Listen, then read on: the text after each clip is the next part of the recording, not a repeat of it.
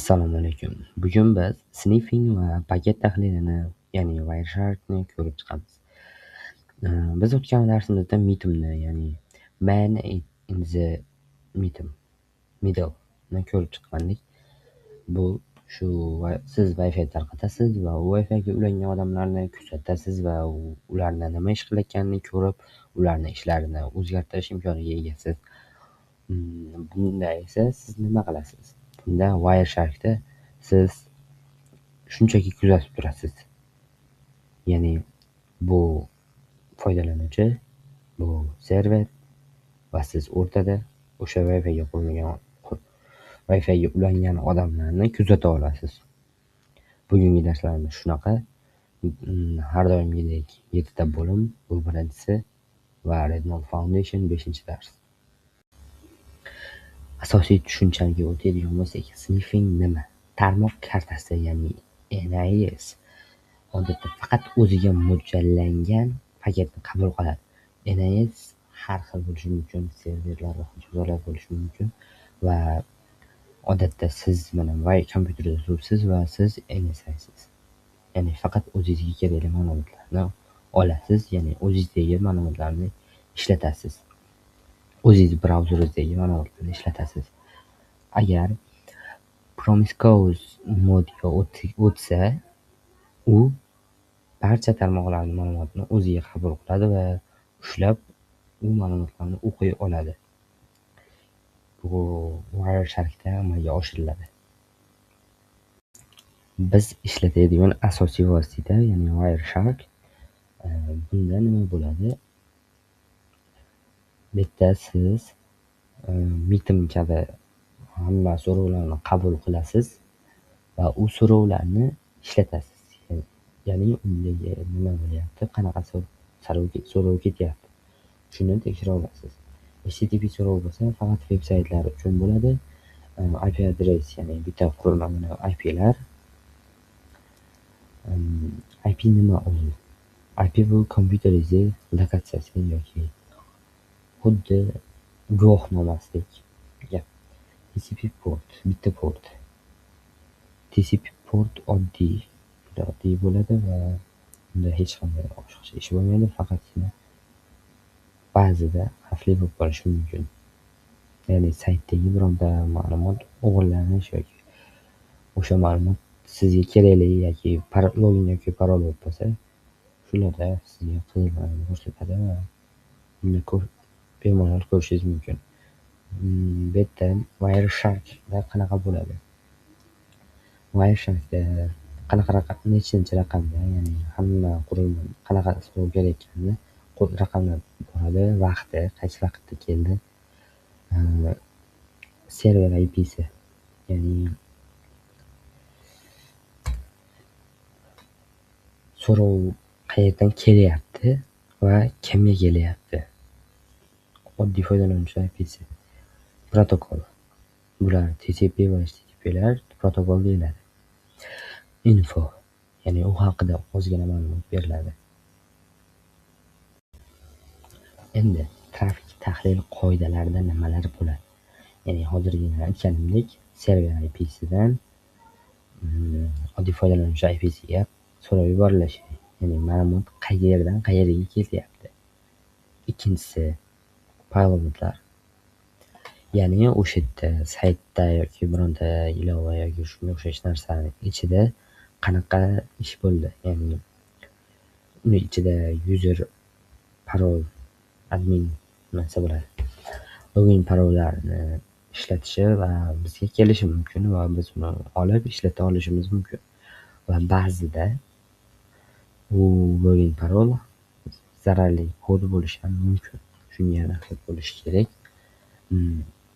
Yana bittasi narsa bo'ladi. Ya'ni har doimda DDoS hujum, ya'ni oddiy DDoS hujumda ko'p so'rov yuboriladi va serverni ishdan chiqarishga sabab bo'ladi. Va bu DDoS hujum bo'layotganini qanday bilish mumkin? Juda ko'p so'rovlar ketadi. Bitta saytda yoki bironta platformada juda ko'p so'rovlar bo'lib ketsa, bitta DDoS hujum bo'lyapti va uni egasiga aytish kerak, nima qilish kerak xohlasa. Bu sizning foydangizga ham, u sayt yoki platformaning egasiga ham foyda bo'lishi mumkin. Endi sniffingdan qanday himoyalanish kerak? Birinchi o'rinda saytda yoki bankda ish qilayotganingizda VPN ishlatasiz va iloji boricha HTTP emas, HTTPS saytlardan foydalanishingiz kerak. Ularda unchalik o'ta katta saytlarga u saytlar xavfsizroq ancha. Switched network, ya'ni faqat o'zingizga kerakli, ya'ni o'zingizga emas, kerakli portga kerakli port bor, bironta xavfsiz porti bor saytdan foydalanish iloji boricha. Portlarni qanday ko'raman desangiz, Shodan degan dastur bor. Uni yuklab olasiz. Shunda ancha sizga foydaliroq bo'ladi. Keyingisi IDs va IPs. Bunda IDlar va IPlarni almashtirib turish va g'ayrioddiy paketlarni avtomatik to'sadi. Ya'ni unaqa DDoS hujumlarni, ya'ni bu hozir aytganimdek, bu DDoS hujum g'ayrioddiy test hujumlarni avtomatik to'sadi bunda. Ya'ni IP IDlarni o'zgartirib tursangiz, bu orqali sizni IPingiz o'zgarishi bilan u DDoS hujum o'zgarib ketadi. Ya'ni umuman boshqacha bo'ladi. Endi hakerlarda ikkita hujum bor. Bunda passiv va aktiv hujum bo'ladi.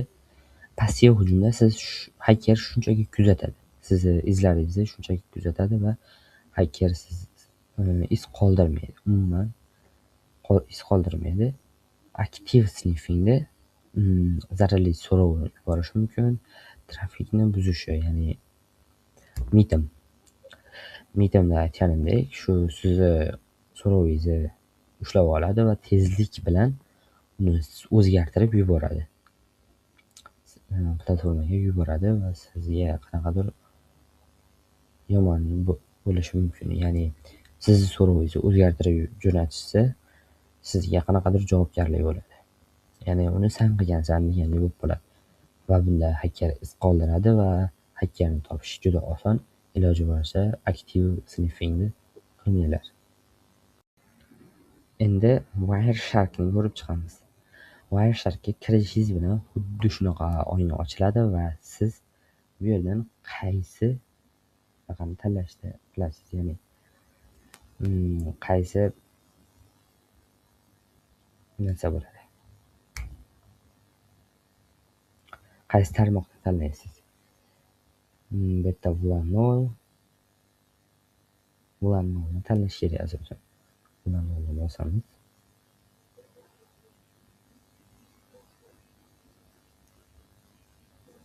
Va Bulanni hamma ishlar, bo'layotgan ishlar. Mana server IP'si va bu yerda oddiy foydalanuvchi IP'si. Bu yerda TCP port va bunda juda yaxshi. Emas. Va bitta biz protokollar ichidan HTTP'ni qidirib ko'ramiz. Chiqmasa o'zimiz HTTP'ni yaratamiz. Chiqmayapti va o'zimiz yaratishga harakat qilamiz. Hozir yarataman.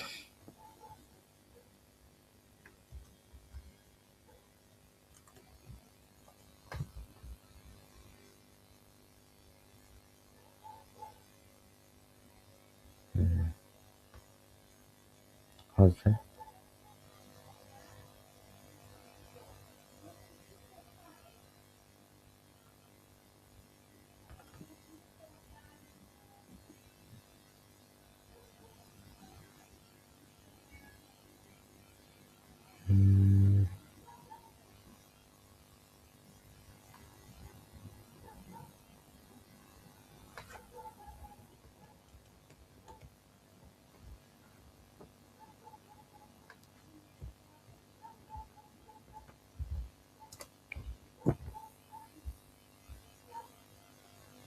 topdim.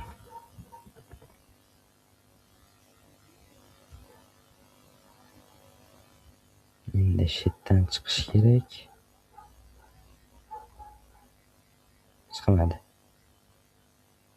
Yana o'zimizniki tekshirish. Mana IP'im, ya'ni hozirgi IP'im, Wi-Fi'dagi IP'im oxiri 99.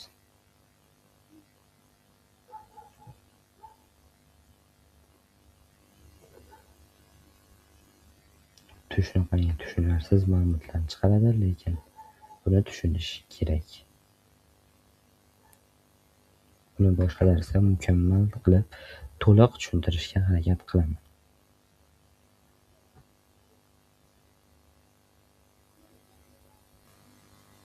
Endi xulosaga o'tsak. Xulosa. Tarmoq ichidagi nima sodir bo'layotganini bila olsang, sen hamma narsani, bironta noto'g'ri bo'layotgan ish harakatini o'zgartira olishing mumkin. Ya'ni hacker senga hujum qilyapti va sen ko'rib turibsan va unga qarshi tura olasan. Bu juda foydali bo'ladi. Endi like bilan obunani kutib qolaman sizlardan. Tomosha uchun rahmat.